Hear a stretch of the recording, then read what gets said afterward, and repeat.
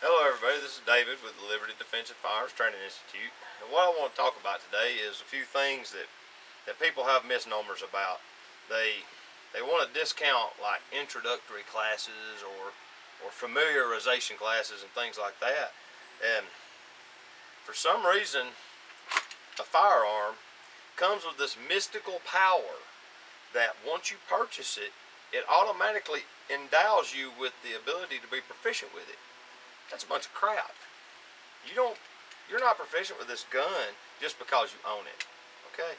This gun is nothing more than a tool. But the tool has to be practiced with to be proficient with it.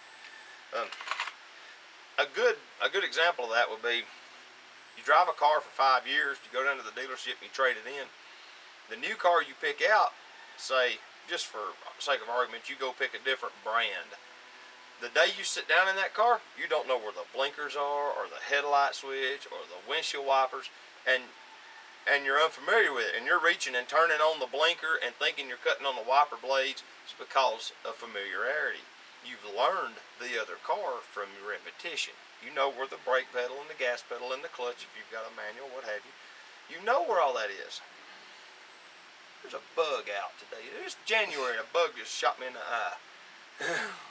But you have to relearn the car. You're not proficient with it.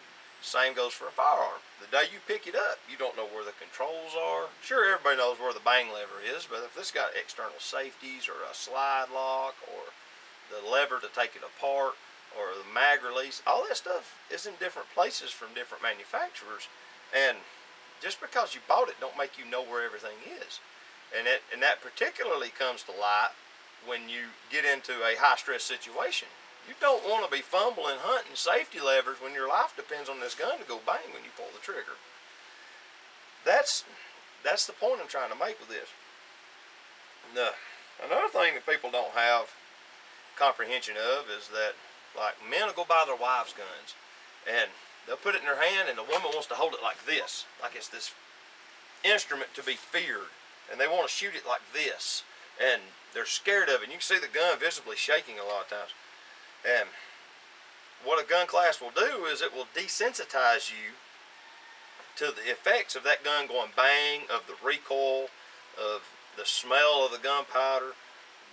All of that, you'll get used to it by the end of the class because you're going to shoot it so much. The whole point of the gun class is to get you over that whole fear of handling the weapon. We've already had women tell us that by the end of the day that they were comfortable shooting their sidearm, and it's a good thing to do. The class will get you that. Sure, you can go to the range and you can plink around, but most people won't. They won't carry 5 boxes of shells with them and shoot them in one day. That's just too expensive. But when they come to class, they'll bring them and they'll shoot them in one day, and that 250 round count will actually get you over that hump of being worried about the recoil and about the noise. Well, the noise somewhat. It takes a lot more than 250 rounds to get over the bang, but regardless, it desensitizes you. Another thing, owning a gun by its very nature gives you this false sense of security and empowerment, and you don't need to let that be misplaced. Your car is a much more dangerous device than your sidearm, if you think about it. If you drive downtown in a city somewhere and there's people crossing the intersection, you could hit the gas and kill 3 or 4 people right then and just keep going to the next intersection where you might get some more. I mean, a car is a very dangerous thing, but no one ever gives it a second thought. It's never used in the normal sense of the word for malicious things. That's why you don't think about that. But the gun, it makes you feel like you're more powerful than you are. Without training, you're going to be very ineffective with that gun. And very likely you're going to get it taken away from you and probably used on you. So it's very important that you don't let the false sense of security and empowerment overcome you. The next thing, so I've got some notes here so I don't forget anything, is you're going to need practice, because practice is a perishable skill. The firearms usage. With any skill set that requires a lot of dexterity, and a firearm requires a lot of dexterity. So whether it be skiing or race car driving or firearms handling, archery, pole vault, gymnastics, those are all perishable skills, and without continued practice, you get rusty. In other words, you lose those skills and you have to reacquire them. So just because you bought it, number one, you don't have any skills, and if you did go and practice a little bit with it and you don't get it out for another year, you've lost the practice that you did. So continued practice. So that's another reason to go to classes. You get lots of practice in one day. So it's a big help. Firing a gun uses fine motor skills. These skills are also perishable. And without dry fire practice, and a lot of people are real bad not to practice at home after the class is over, you'll lose the trigger control that you developed by the end of class that day. You know, a lot of people we watch, their group size will go from this at 7 yards to this at 10 by the end of the day, in one day. And these are people that most of them haven't fired a gun with any substantial amount ever.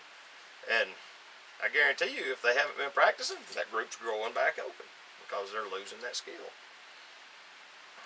It says, have you actually, and I mean actually, practice drawing whatever your carry gun is from the way you carry it?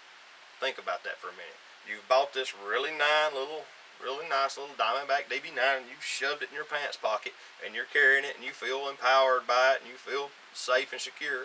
Have you drawn that gun and tried to use it?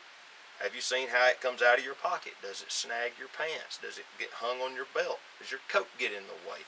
Does it get changed down in the mechanism, binding it up because you stuck some coins in your pocket with it? You got to practice getting it out of your pocket and not sweeping yourself with that muzzle or putting your finger on the trigger and employing it effectively. If a woman carries her gun in her purse, she needs to come to class and bring that pocketbook and that gun and ammo to fit it. She don't need to bring a really nice Kydex holster and a Glock 19 and a gun belt. That's wrong. Bring that pocketbook and that carry gun. That's what you need to be practicing with. If you're going to carry a Diamondback DB9, bring that. Of course, bring some ammo and bring plenty of mags. One mag for it is going to be a failure. You don't need to bring one mag. Next thing, let's see here. Formal training, whether it is with us or not, is really needed. You know, if you can't come to Georgia, seek out a school where you are, but go to school somewhere. Go to multiple schools, because each school teaches things a little differently. They all have their own doctrine, and take away from each of those doctrines the things that you feel like will make you a better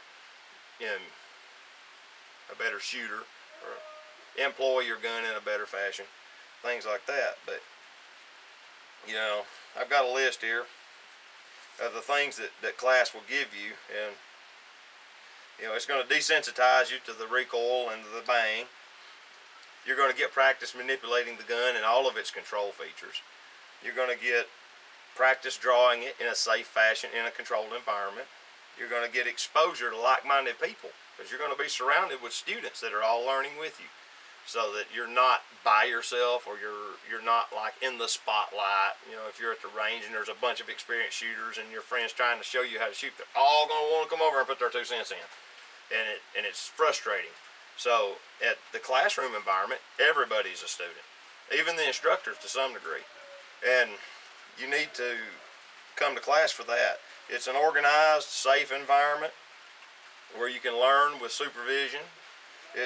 You have access to experienced subject matter experts that are on site there to help you. You're paying them to help you. You have, in our class, we cover the legalities, we cover gun safety, we cover a bunch of other things on top of shooting the gun. So if you can, take a class. It's well worth it, and you really need to if you plan to actually carry a firearm. It's not enough to buy the gun. That's the first piece of the puzzle. You really need to go to class. So with that said, I appreciate your time, and click the like and click all of those subscribe buttons and all that stuff, and we'll talk to you soon. This is David with the Ldfti Defensive Firearms Training Institute signing off. Thank you.